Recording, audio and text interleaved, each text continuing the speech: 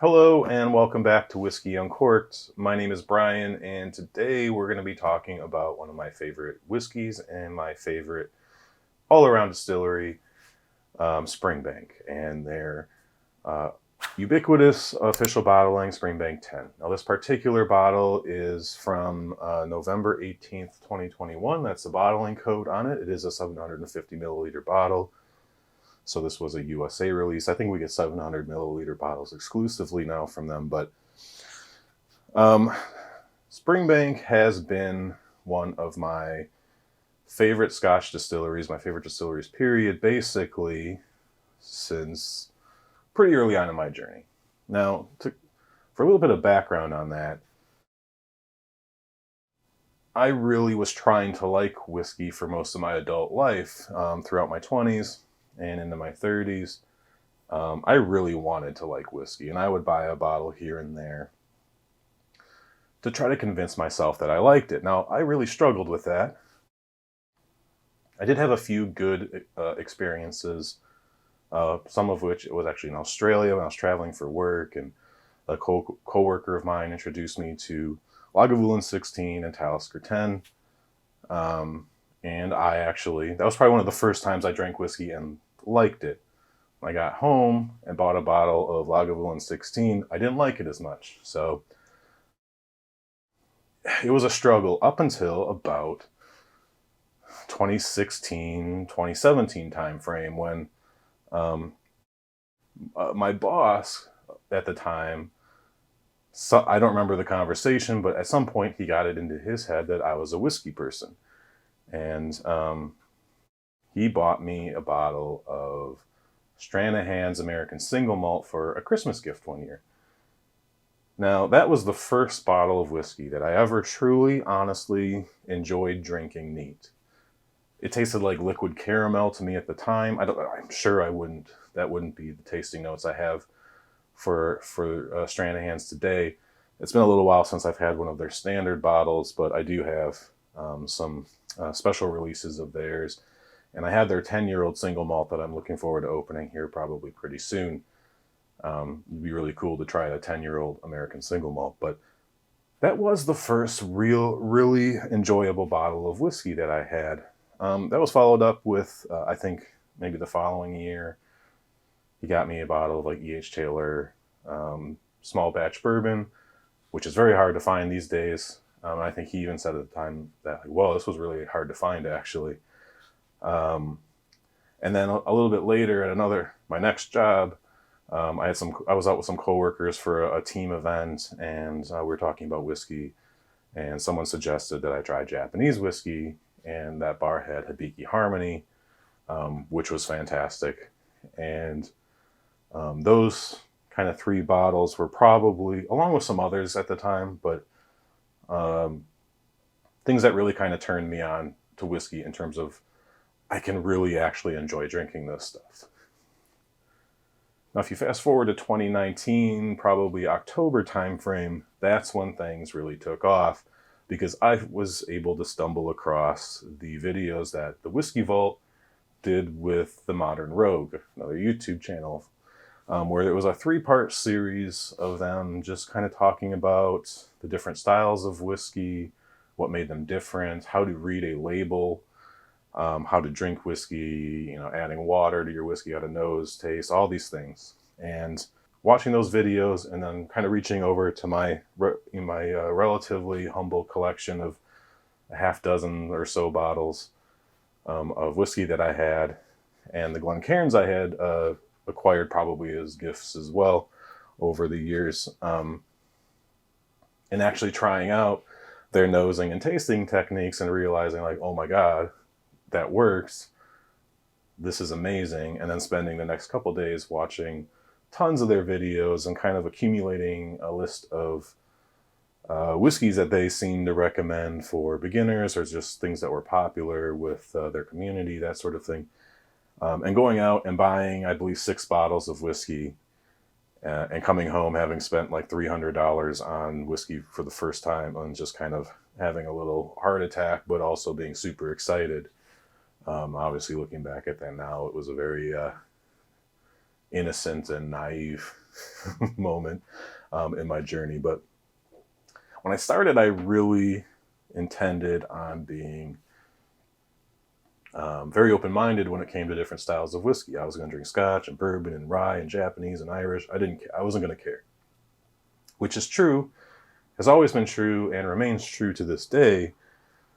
However, particularly at that time, I started joining these Facebook groups and things. Being in the U.S., being in local groups and things, the conversation's pretty dominated by bourbon and rye and things, of course, but primarily bourbon. And it was pretty difficult to not get caught up in some of that hype and FOMO and all those things that we all probably have experienced at various times in our whiskey journey. So all this stuff was in kind of October 2019 into the beginning of 2020. And then obviously, for me, it was March of 2020. The world stopped and everything started shutting down. And we had actually been planning on moving from the Bay Area in California to the Denver area. And so we had to kind of do that. It was at the end of June. So right at the beginning of COVID, when we still didn't really know what the heck was going on. A little bit scary at the time, but we made it. Everything was fine. And then having to find like new online groups and getting to know the area. One good thing that worked out in my favor was one of the few places that was open were liquor stores. So I would basically spend Saturday driving around the Front Range, from Fort Collins down to Colorado Springs, basically, and everywhere in between, looking for whiskey, and primarily bourbon. Although I certainly still had Scotch on my shelf, I was maintaining my commitment to being open-minded with whiskey, but it was undoubtedly my main hope was to find rare and allocated bourbons while I was out on these little excursions. Unfortunately, I wasn't having much success. Saw a lot of rare bourbon, but of course it was priced really high. And at that time in particular, I was very against secondary pricing. Still, in many cases, I would never be willing to pay what things are going for on secondary because it's just frankly ridiculous. But my overall stance, has softened because things cost what they cost, and getting mad about it isn't really going to do anyone any good, particularly yourself. You're either willing to pay for the bottle or you're not. So, no harm, no foul at the end of the day. But I was not having great luck.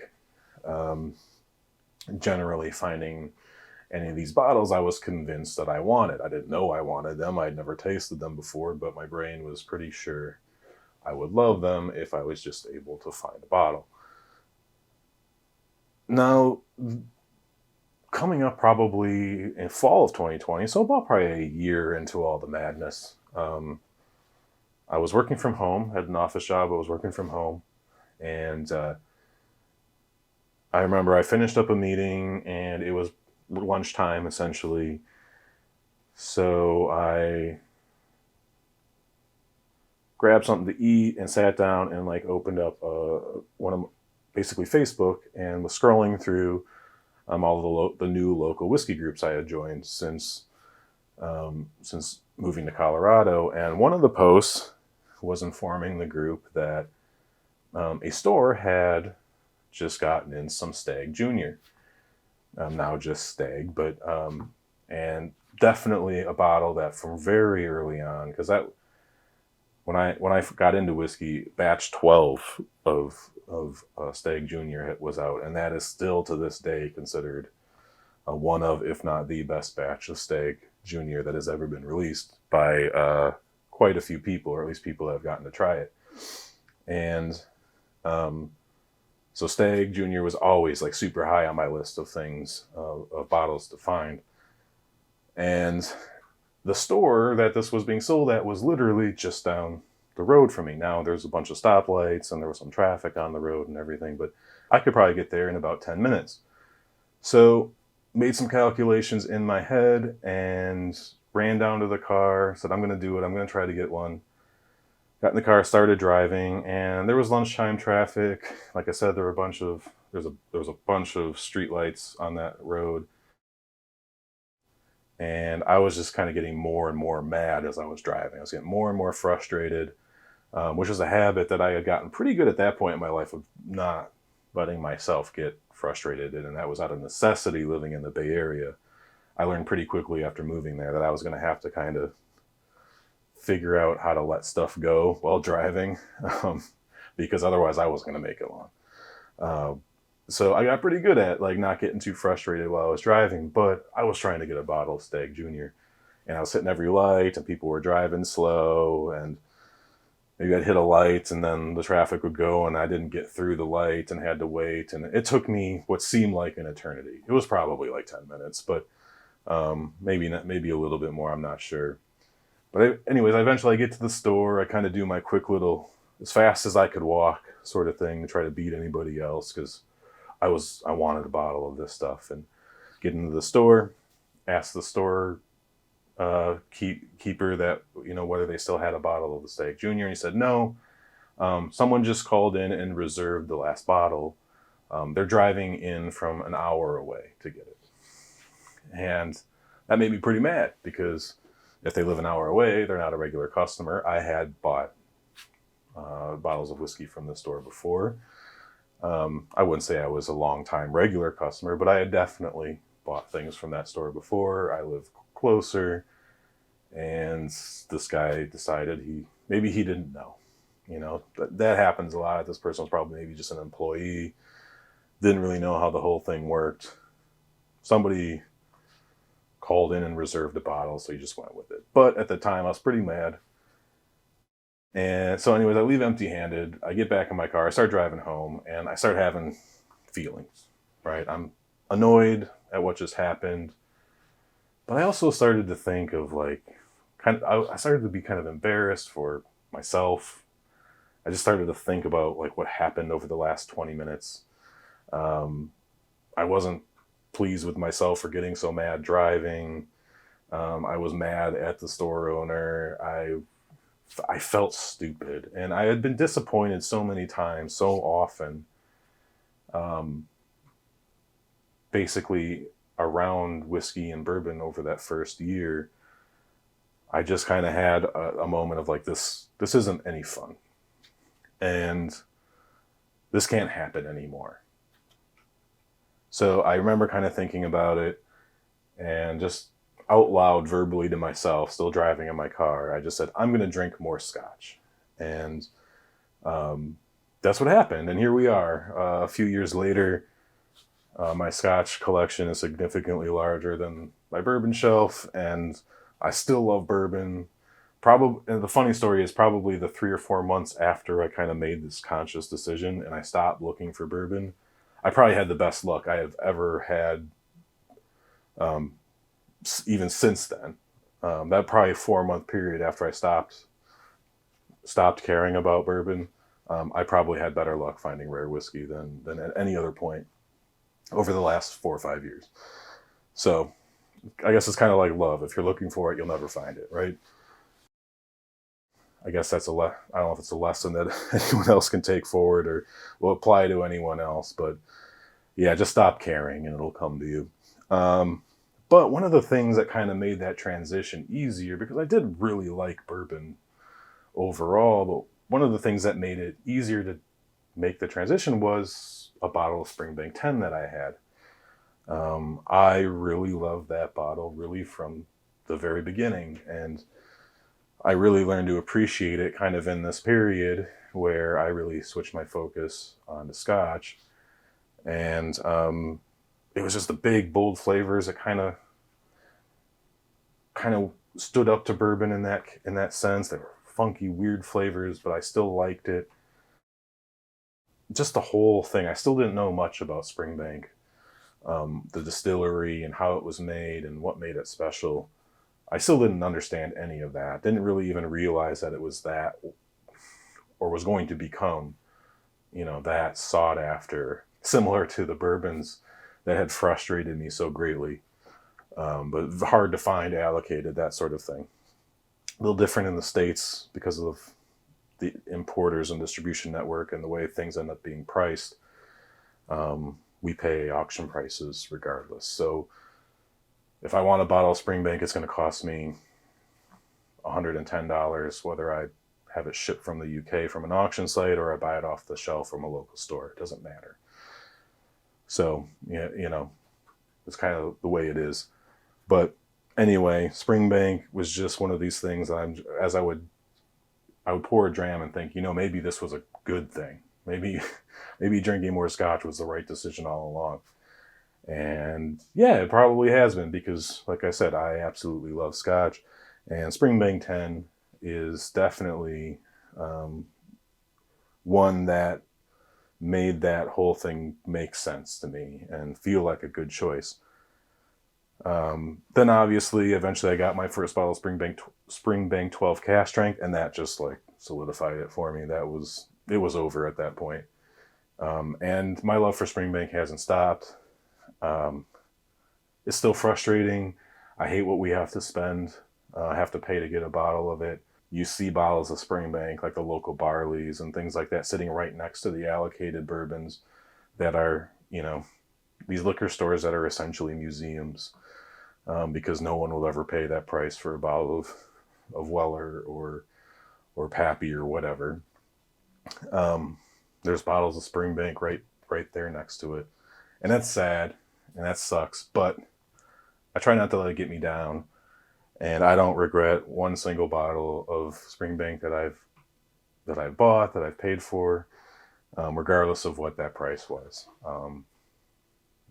It'll always have that special place in my heart. So this particular bottle, Springbank 10, like I said, it is from November 18th, 2021. It's a 750 milliliter bottle. There's not much information online at all about this particular bottling date. So there were other bottles that were coming out around this time that were 100% bourbon. I think that's what I thought this was. There's nothing about the smell or taste that makes me think that it's not 100% bourbon, but I can't seem to be able to confirm that. So traditionally, Springbank 10 is a mix of bourbon and sherry, or, refill bourbon, refill sherry, some mixture of those types of casks. It's pretty rare, I think, for it to be 100% one or the other, first fill or refill. But that's kind of what the flavor profile on this says. As you can see, I wanted to do a review of this before the bottle was gone. I'll be cracking another one. I've got a couple bottles waiting. I won't be running out of Springbank 10 anytime soon. So maybe there will be another follow-up review of another batch of Springbank 10. Although I don't have any recent ones because, like I said, I stocked up and I don't need any more. So, yeah, why don't we get into actually doing a review of Springbank 10. All right, on the nose. Yeah, so one of the reasons why you think this is 100% bourbon is the tropical fruit on this is like very, very prominent. Not necessarily a note I pick up a lot on Springbank. It's welcome. I love like the dirty tropical notes that you can get on Ben Nevis, Glen Murray. You can find it in their bourbon casks. I have an independent bottling that is fantastic. A number of kind of, when you get some of these like dirtier Mortlock, in some bourbon forward casks or bourbon cask forward bottlings, you can get some of that dirty tropical note, and that by far right now is like one of my favorite notes in Scotch whiskey and whiskey in general. So there is some of that in here. As far as Springbanks go, this actually has a bit of a freshness, a coastal freshness, maybe a touch of salinity. There's some vanilla, and then the peat, and bringing on just a touch of that Campbelltown funk on the nose, just enough to let you know this is a Campbelltown, this is a Springbank. But I can tell you that that amps up a bit on the palate. Cheers. Yeah, you get those tropical notes. They're there. I love it. And then like the peat comes in, the earthy, that earthy, funky Campbelltown peat, almost like a little mushroomy. And make no mistake about this. This, I think, would be a lot of people's favorite, very highly rated favorite Springbank 10. And it, I want to kind of give it that sort of reverence, but because I've become so in love with that tropical fruit note that's in here, I'm almost kind of mad that everything else is kind of blocking it, and I can't like get my brain to not feel that way. So I have some weird mixed feelings about this particular release. I should be doing backflips over this because it's fantastic. It's delicious. But my brain keeps just trying to like move everything else away so I can see that dirty tropical note. And even the vanilla that's in here is fine. There is a little bit of salinity as well on the palate, which you don't always get. I don't always get on Springbanks, but picking up a little bit of that, and that's just really the thing that makes Springbank. It like feels like it's getting in the way, and that's such a weird thing for me to say. So depending on like what you are looking for, like this is a fantastic version of Springbank. I could totally understand if you said this was your favorite Springbank 10 ever. But for some reason, and this has kind of been true like my entire experience with this particular bottle of it, where it's just, yeah, it's really good, but I kind of wish it was something else. It's the best way I can describe it. But I still thoroughly enjoy drinking it. I try to, one trick that I've kind of had is to make sure that if I do drink this, that it's kind of maybe like a couple drams in, and I'm not thinking so hard about it, where it's not one of like my first one of the night, or it's just I'm not being overly analytical about it, because if I think about it too much, it seems to kind of ruin it for me, because like I said, I want just that dirty tropical note, and the peat and the funkiness kind of just are clouding it, and if I think about it, it bothers me. Overall, in terms of a score on this though, I'm going to go ahead and give this thing a 7 out of 10 still, which is very good. It's probably an 8 out of 10, but I've got to just be true to like how much I've actually enjoyed drinking it. It's very, very good. 7 out of 10 is very good on my scale. Literally, it's very good. I should love it more, but there's something wrong with me. So I have to be honest, 7 out of 10, very good. I hope to do more Springbank reviews. I have a lot to talk about when it comes to Springbank. Good things, negative things, not, things around Springbank. I don't really have anything negative to say about Springbank itself. I know people have mixed feelings and mixed opinions just about the hype, and just they can't get a bottle, or it's too expensive, or this or that. And there's a lot to be said. I also have opinions on how reviews of Springbank happen. Good things, bad things. Anyway, but I know I wanted to keep this at least somewhat short and try to just tell one anecdote and talk about how much Springbank has really meant to me over my journey, and is really responsible for cementing Scotch in my brain as my favorite style of whiskey worldwide, even in the face of being surrounded by great bourbon and great ryes and upcoming single malt distilleries and all these great things that are happening here in the States when it comes to whiskey. Hopefully Springbank keeps it up, and maybe prices come back down and I don't have to feel too bad. Maybe I'll be able to get a bottle of local barley again someday. Maybe. I'm still holding on to the last few dregs of the ones I could get before things really got crazy. But yeah, I don't want to dream too hard because I feel like I might get let down. Anyways, thanks for joining me. Thanks for being patient as I get over this illness that's been kind of keeping me from doing like actual whiskey reviews. I seem to be good now. Things have cleared up. I can smell and taste. Everything's good. So hopefully there'll be a lot more of these type of videos coming out in the future. And I hope you've enjoyed all the long form content. If you haven't checked that out, give it a watch. Let me know what you think. Not a lot of feedback coming in. Obviously, not a ton of viewers. I get it. But if you like it or you don't like it, I'm more than willing to receive some feedback there.